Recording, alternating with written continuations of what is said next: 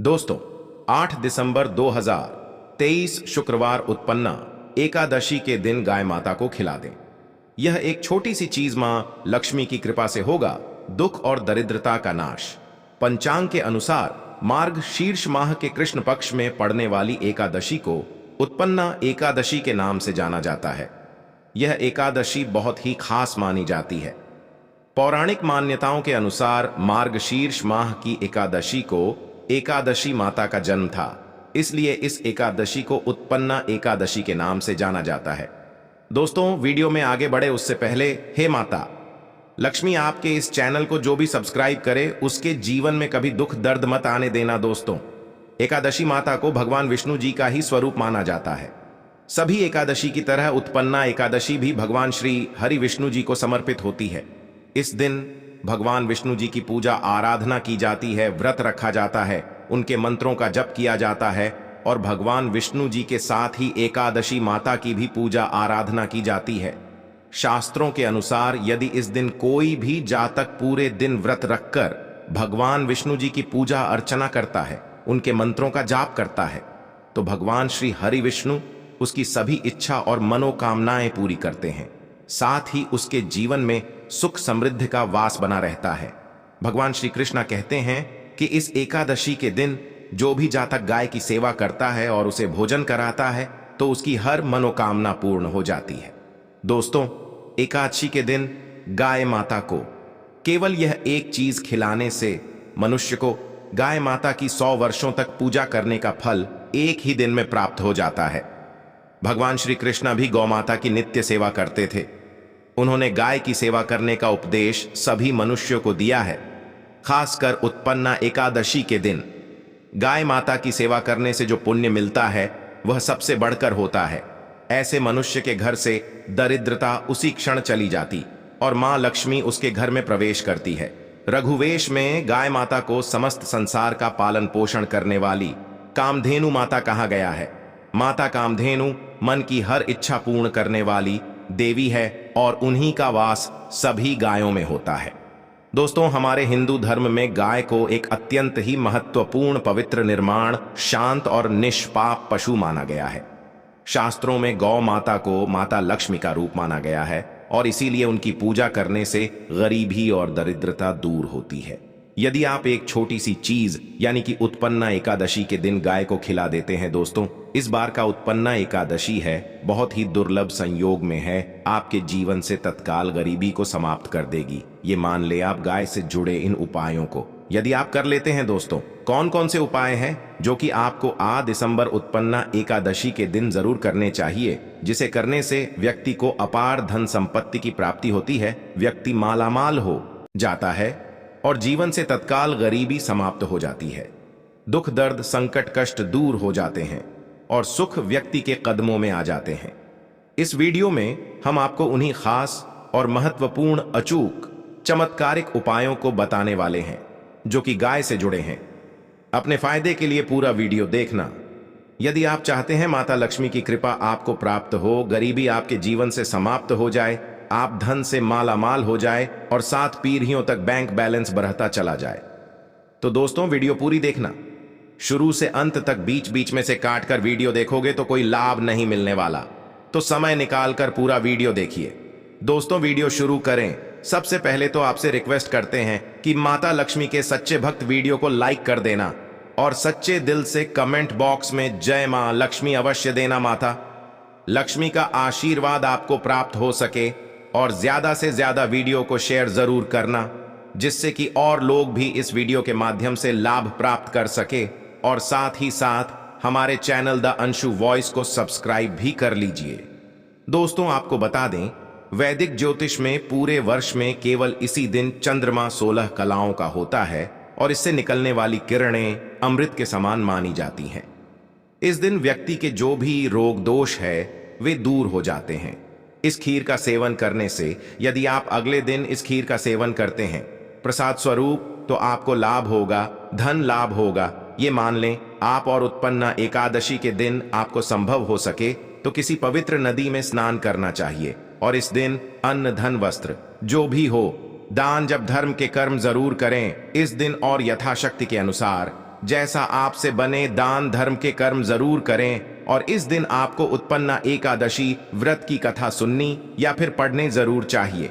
और कथा से पूर्व एक लौटे में जल और गिलास में गेहूं और पत्ते के दोने में रोली और चावल रखकर कलश की वंदना करें और दक्षिणा चढ़ाएं।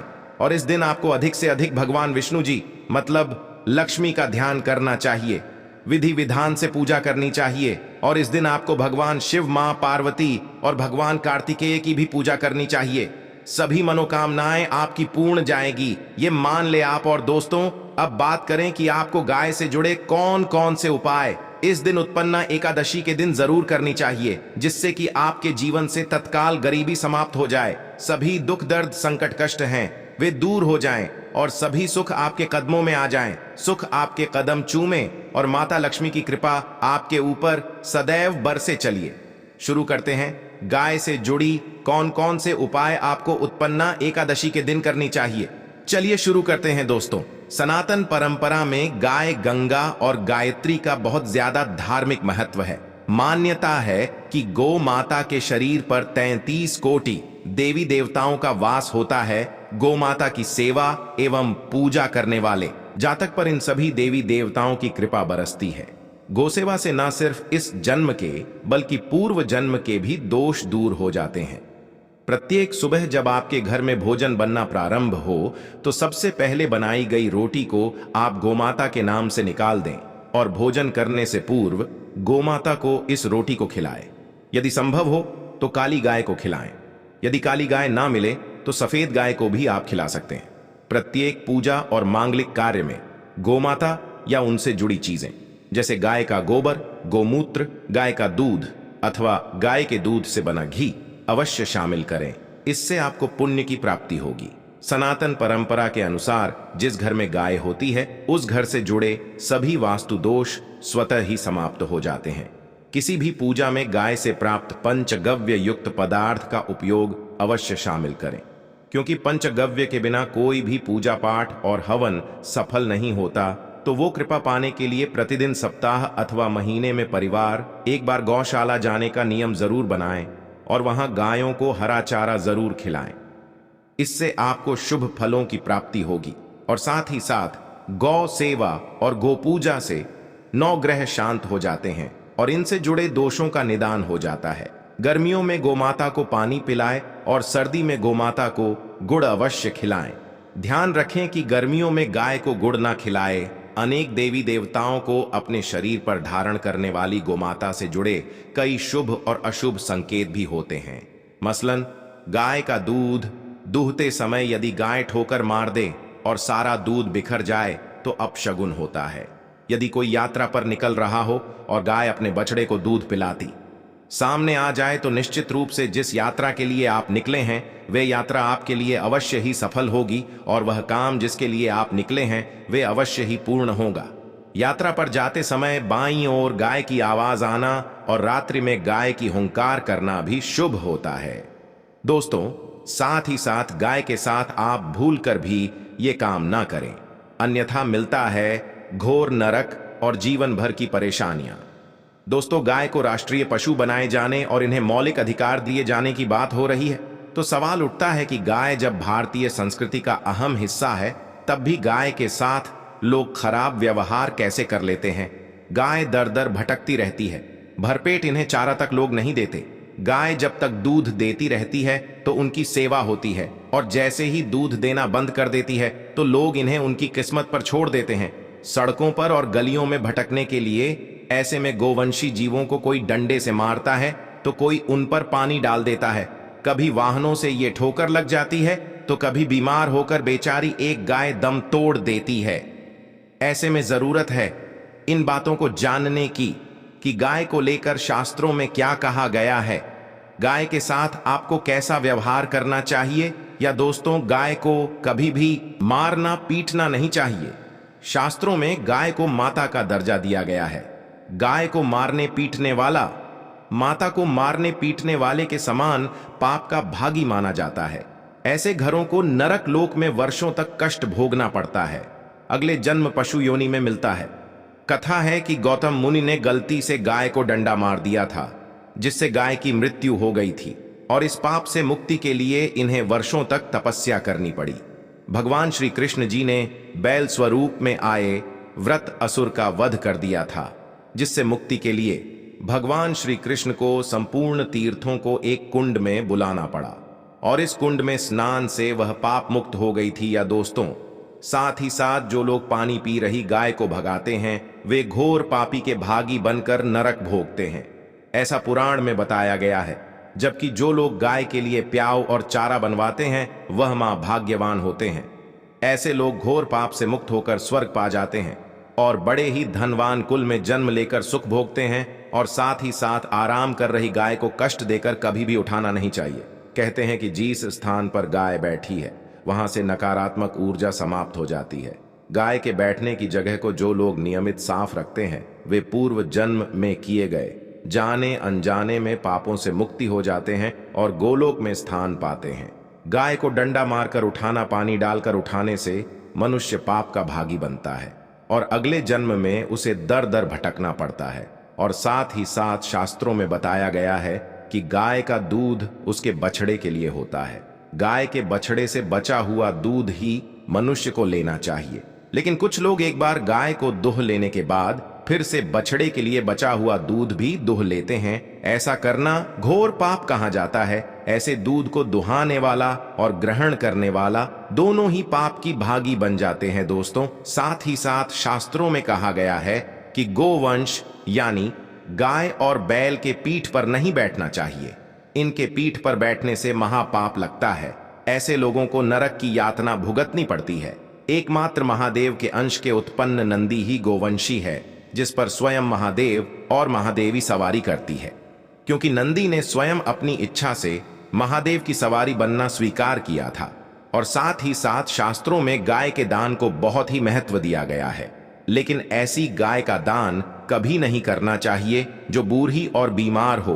कठोपनिषद में नचिकेता की कथा भी इस संदर्भ में है कि जिस नचिकेता ने पिता द्वारा बूढ़ी गाय को दान करने पर आपत्ति जताई थी, दूध देने वाली और बछड़े सहित जो लोग गाय का दान करते हैं वह महान पुण्य को प्राप्त करके स्वर्ग में इस स्थान पाते हैं। दोस्तों, साथ ही साथ सूर्य चंद्र मंगल या शुक्र की युति राहु से हो तो पितृदोष होता है। यह भी मान्यता है कि सूर्य का संबंध पिता से, मंगल का संबंध रक्त से होने के कारण सूर्य यदि शनि, राहु या केतु के साथ स्थित हो या दृष्टि संबंधी हो तथा मंगल की युति राहु या केतु से हो तो पितृदोष होता है। इस दोस्त से जीवन संघर्ष में बन जाता है। यदि पितृदोष हो तो गाय को प्रतिदिन या किसी भी एकादशी को या किसी उत्पन्ना एकादशी को रोटी गुड़ चारा आदि खिलाने से पितृदोष समाप्त हो जाता है। साथ ही साथ देसी गाय की पीठ पर जो खुद होता है वह बृहस्पति गुरु है थे जन्म पत्री में। यदि बृहस्पति अपनी नीच राशि मकर में हो या अशुभ स्थिति में हो तो देसी गाय के इस बृहस्पति भाग शिवलिंग रूपी कुबेर के दर्शन करने चाहिए तथा चने की दाल रखकर गाय को रोटी भी दें। इससे आपको शुभ फलों की प्राप्ति होगी। और साथ ही साथ यदि आप रास्ते में जा रहे हो और सामने से गौ माता आती हुई दिखाई दे तो गौ माता को आप अपनी दाहिनी ओर से जाने देना चाहिए।